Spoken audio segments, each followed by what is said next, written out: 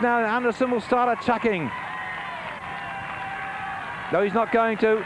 Museo is the danger man. This fellow Museo, winner of the sprint into the finish at the Champs-Élysées, what was that, a couple of years ago, says he's scratching his head and furiously looking through his facts here.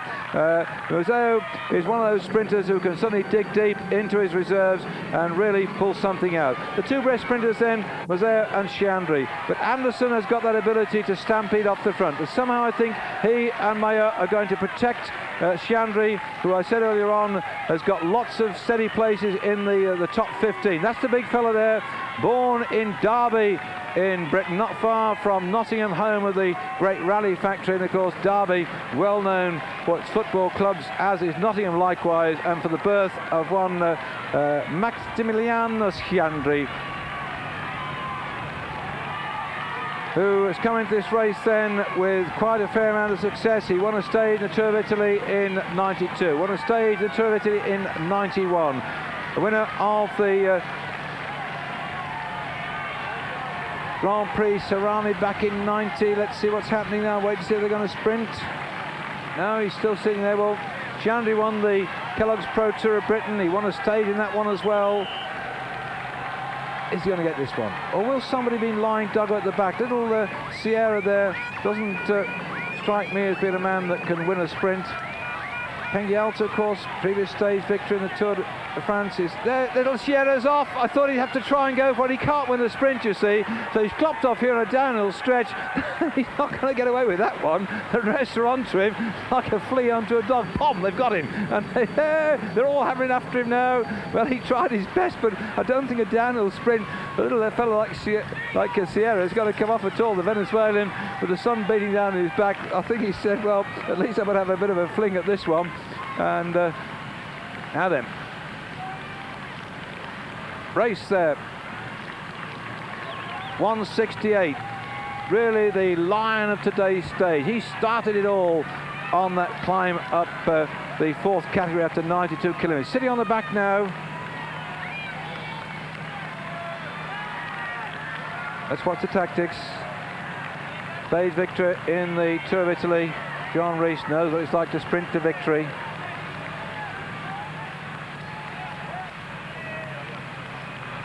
Sitting on the back, Kengialta, also victory in the Tour de France there with him. To lead him out. In fact, Kengialta's going now, not taking his teammate with him. He's trying to cut down against the barriers, and Kengialta got to the far side. Have the Motorola spotted it? They've missed him, and Kengialta's gone. Kengialta's steamrolling away then, and with 1 kilometre to go, he's gone for a flyer, and the Motorola team have got to pull him back. They don't think that Museo, that's what did I say? The blue and the red jerseys have gone, and it's Anderson burying himself on the front.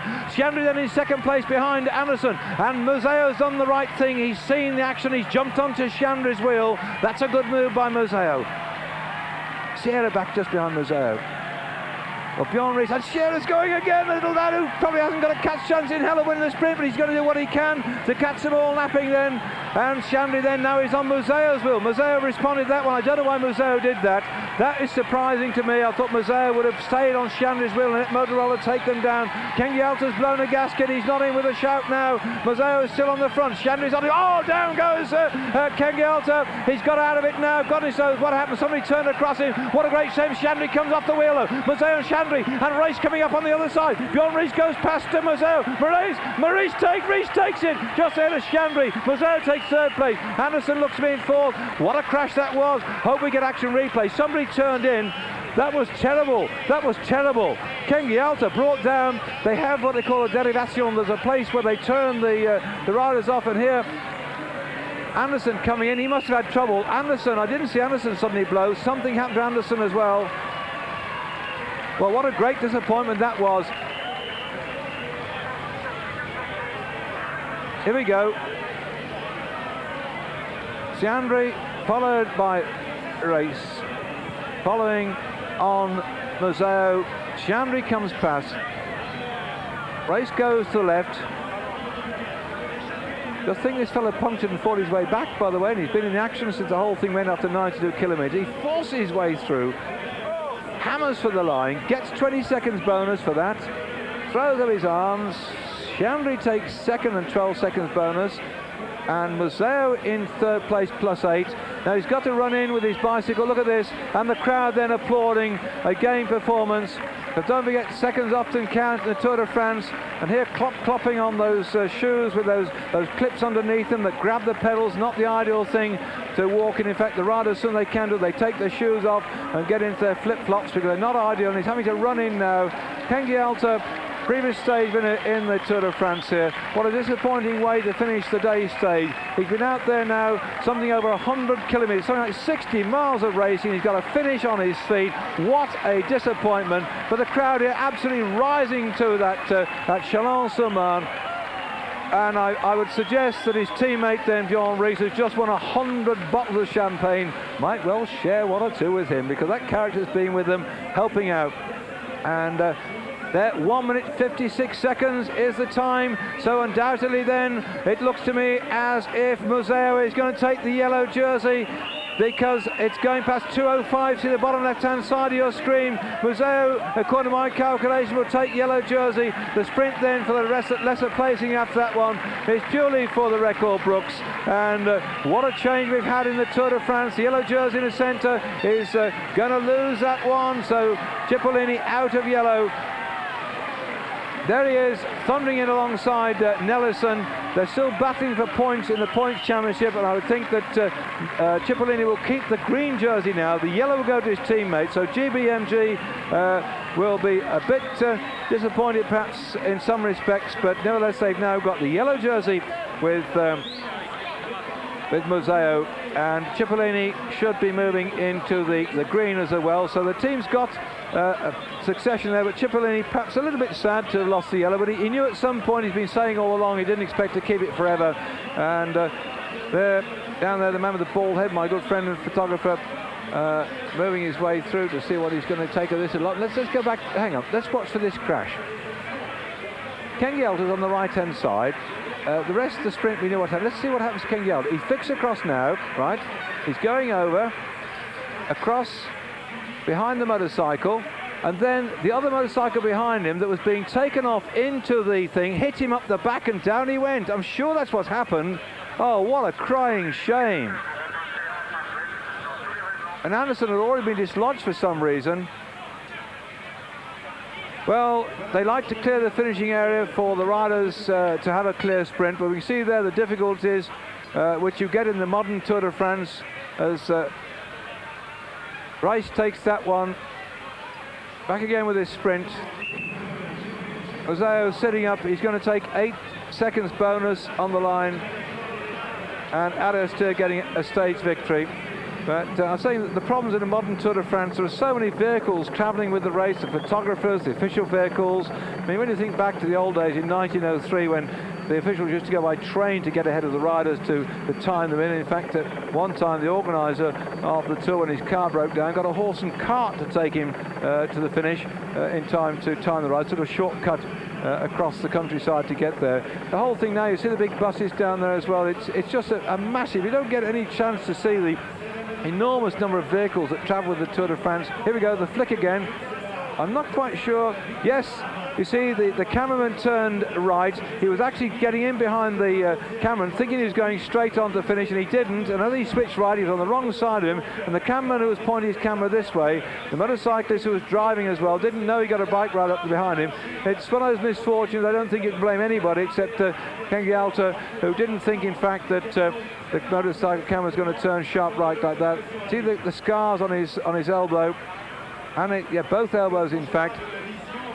Oh, what a shame.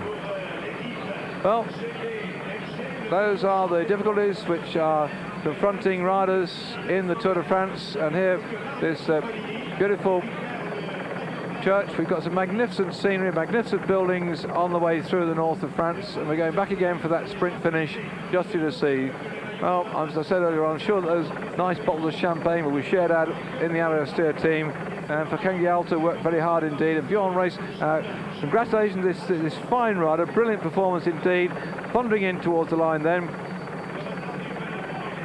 And that's it. So stage winner a couple of times in the Tour of Italy, now adds the Tour de France, his best performance in '91 was he finished 107th. but now he's got a victory in the Great Tour to add to his successes. Here we go. Well deserved, by the way. He's had a breakaway a couple of days ago. He's been the animator all day today, and so the one-time champion of Denmark, just ahead of Chandry. Whoops, going backwards. I'm not quite sure why, because there's plenty of gap between him and Chandry, and then behind that was Mazzeau. Johan Mazzeau waiting for confirmation now of the time scale, because according to my quick notes here, he should have taken over the yellow jersey. And I think here we see the sprint further back down the line that Cipollini in yellow will now lose it to his teammate. In the green, Wilfried Nellison is going to lose that jersey to Cipollini. And yet again, the cartoonists in L'Équipe will have great fun, because they've been showing the jerseys changing backwards and forwards in these various rides, a bit like passing the parcel, because the yellow jersey has been from Indurain to Nellison. Nellison kept it 2 days, Cipollini had it 2 days, went back to Nellison, back to Cipollini, now it's gone to Mazzeau. So we're seeing plenty of changes overall, and here stage victor collecting his £6,000 of loot, and his 100 bottles of champagne, and his little Coca-Cola flowers as well. Never tried mixing Coca-Cola and champagne, but they don't drink, these lads, when they're on a tour, except on unusual circumstances. I've heard of mixing champagne and Guinness, but never champagne and Coca-Cola. But there we are then. Coke sponsoring this particular section of the race. The overall stage victory going to John Rees. Super sprint then at the end of it all. Upset all my calculations, because I've got Chandry down as the possible winner. So Denmark yet again doing extremely well in this tour. They've got, there we are, confirmation then of the result. And I'd love to find out what happened to Anderson. I'll chat to the Motorola people later on to see what actually happened. Sorry about the breakup. Certainly, Chandry, Mazzeau, Meyer and Sierra will now caption get itself set.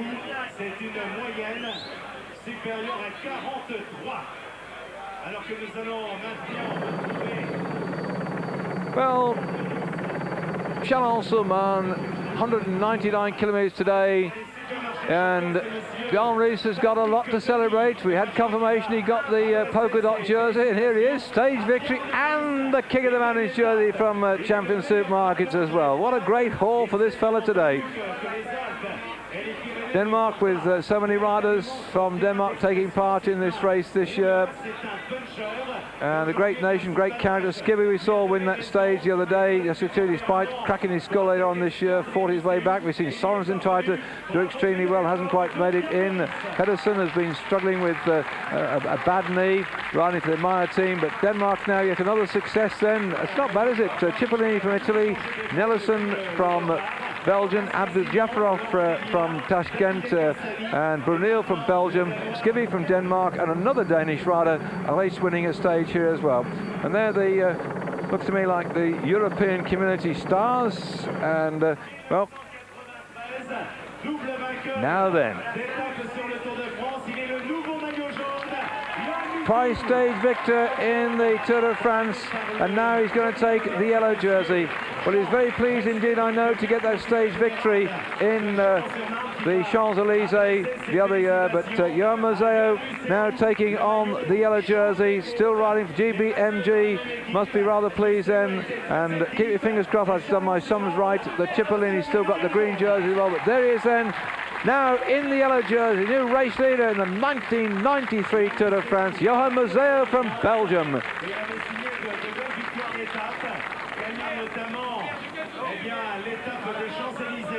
Il avait gagné au Mont-Saint-Michel. Cette aujourd'hui pouvait lui être promise. Finalement, eh bien, il se contente. Well, Credit Lyonnais, the sponsor, the big bank in France there with the little lion.